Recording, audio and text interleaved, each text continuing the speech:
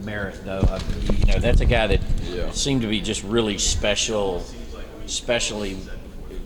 appropriate for that position. I put that terribly, but you know what I mean. Just perfect for the position. Yeah, he was one of those guys that fit our mold pretty well and what we were trying to do on offense. And the thing about it is he had so much experience, so many game reps that fullback isn't the easiest position to learn in our system. It's because it's so pro style.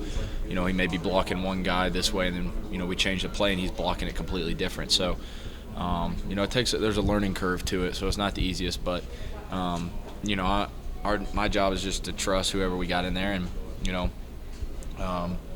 we'll see if that changes the way our offense moves, or we do things differently as far as less fullbacks or stuff. I don't think right now I have an answer to that, just because we're just practicing. We're not really doing much game planning quite yet.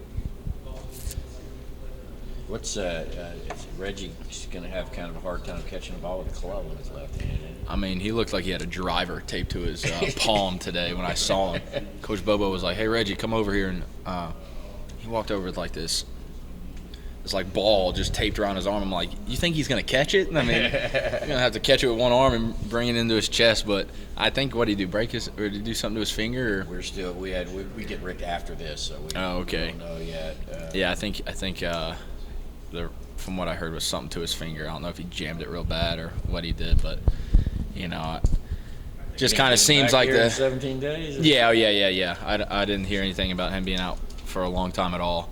It just kind of seems like that's been the story of camp, guys with little injuries that have been out.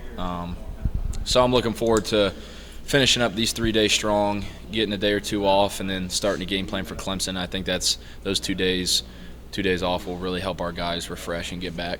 Let me ask you real quick. You guys, a lot of people don't realize when you guys say camp, I mean, it's really camp. You guys are staying in a hotel and eating together and all that kind of stuff. Do you enjoy that part of it, the kind of living in a hotel room? I think it has its pros and cons. I mean, when summer's about over, you're ready for camp and you're ready for football season. And then, camp's a little bit different each year. That's the thing about it. Going into camp, you're not really for sure what it's going to be like. Our camp this year is completely different than camp last year. I mean, camp last year, we were done by now. Yeah. It was 10 days. But the days last year were a lot longer. And this year, I think with Coach Pruitt coming in, kind of doing what they did at Alabama and Florida State,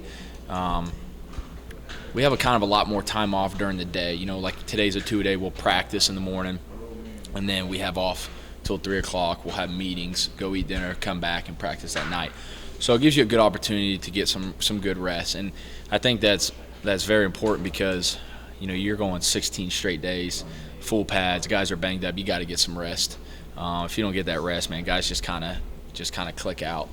And do I enjoy it? I think yes and no. I mean, at this point in camp, you're Clemson's so close, or whoever you're playing that first game is, you're ready for that. You're ready kind of for Saturdays in Athens. You're kind of a little tired of going against the same guys every day, seeing the same people, seeing the same defense.